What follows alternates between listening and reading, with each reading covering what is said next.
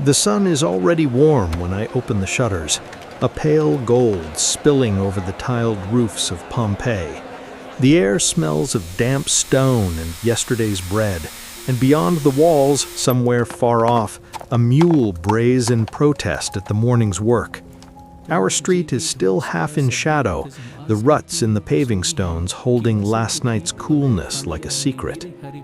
My name is Lucius, and I am a baker's son, though most days I feel more like a servant of the oven than a son of anyone. My hands are dusted white before I've even broken my fast. The dough waits for no one, my father says, and the people of Pompeii expect their loaves to be ready when the sun clears the roofs. Inside the bakery, the heat is already rising. The great circular millstones stand like patient animals, their rough volcanic surfaces dark with flour.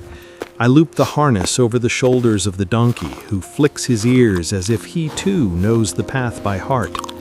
Around and around he walks, the stones grinding grain into a soft, pale rain that settles on everything, on the floor, on my arms, on the curls of my hair.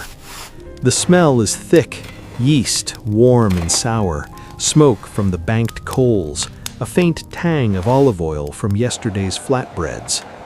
Outside, footsteps begin to echo along the street. I hear the slap of sandals, the clatter of a cartwheel hitting a loose stone, the murmur of voices as neighbors greet each other. Somewhere, a woman calls to a child in a tone that is half scolding, half laughing. By the time the first loaves go into the oven, the city is fully awake. Light spills into the doorway, carrying with it the mixed scent of the street. Animal dung, crushed herbs from a nearby stall, the salt of the distant sea.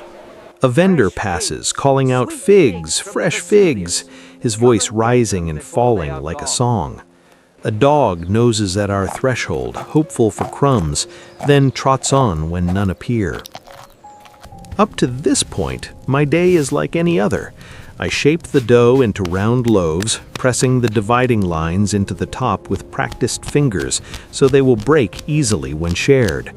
My father checks the oven, his face lit orange by the coals, and grunts his approval. My younger sister sweeps the floor, sending little clouds of flour into the air that sparkle briefly in the light before settling back down. When the first customers arrive, they bring the outside world with them. A fisherman, smelling of brine and old nets, complains about the price of salt. A woman in a faded blue stola talks of her neighbor's new mosaic floor, her voice edged with envy. Two boys argue over a gladiator they saw at the amphitheater the day before, each insisting his favorite is the stronger. Coins clink on the counter, rough bronze and smooth silver, passing from hand to hand with the same easy familiarity as gossip. Later, when the rush slows, I step outside to stretch my back. The sky is a clear, hard blue, the kind that makes the painted walls along the street seem even brighter. Reds, yellows, and deep blacks frame scenes of gods and heroes, though the paint is chipped where carts have brushed too close. Laundry hangs from upper windows, white and colored cloths swaying gently in the faint breeze. From a nearby tavern comes the clatter of dice on a wooden table and a burst of laughter. I carry a basket of loaves toward the forum, the stones of the street warm under my sandals.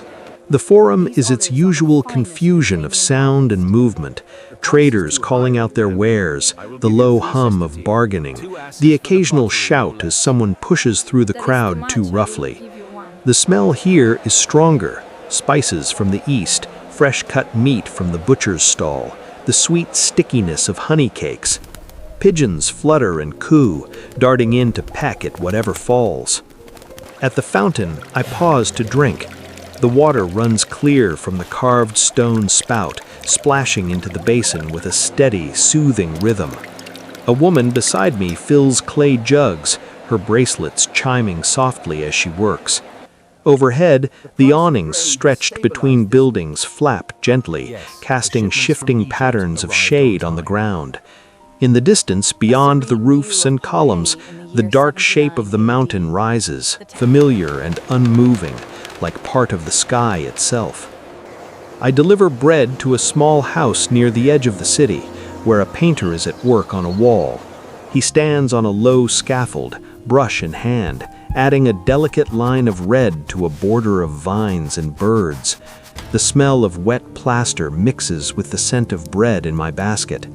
He hardly looks down as he takes the loaf, his eyes fixed on the wall, as if the world exists only in the space between his brush and the plaster.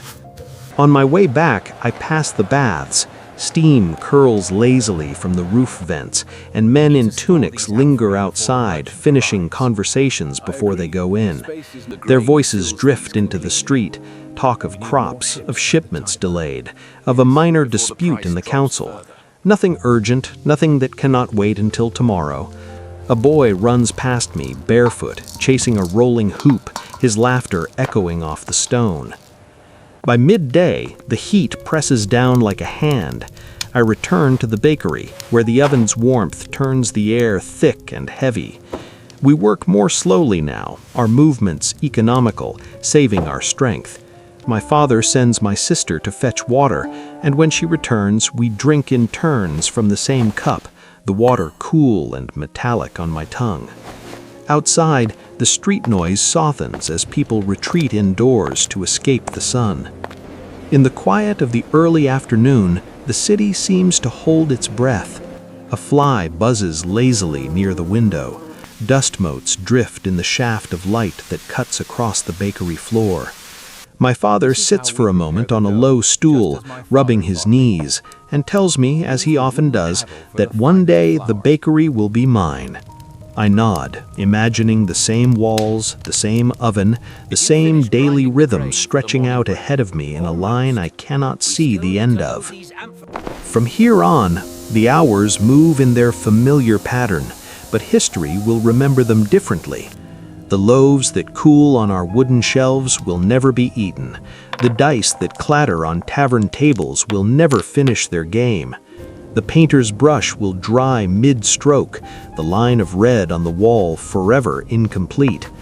The ordinary weight of this day will harden into something else, something that can be measured in layers of ash and pumice.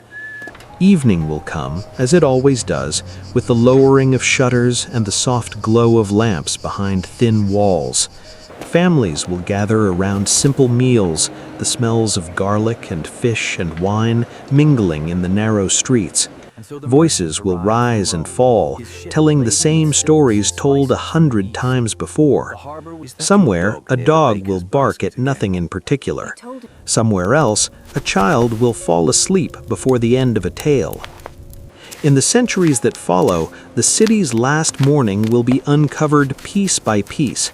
The bakery where I stand will be opened to the light again, its oven still, its millstones silent. Loaves turned to stone will sit on the shelves, as if waiting for hands that will never return. The painted walls, the dice on the tables, the graffiti scratched into plaster, all will speak of a day that did not know it was an ending. What changed was not the color of the sky that morning, nor the sound of footsteps on stone, but the way time moved through this place. A routine day, marked only by small complaints and small pleasures, became a boundary between a living city and a buried one. The people of Pompeii did not rise with a sense of finality. They rose to bake, to trade, to argue, to bathe, to love, to plan for tomorrow. In the record that remains, their last ordinary hours are preserved with an almost painful clarity. A loaf of bread, a half-finished painting, a game interrupted. These fragments hold the shape of lives that expected to continue. The city's final ordinary morning stands as a reminder that history is often made not in grand declarations, but in the quiet persistence of daily routines, caught at the moment before they are broken. This is one moment in a longer archive of cities shaped by time.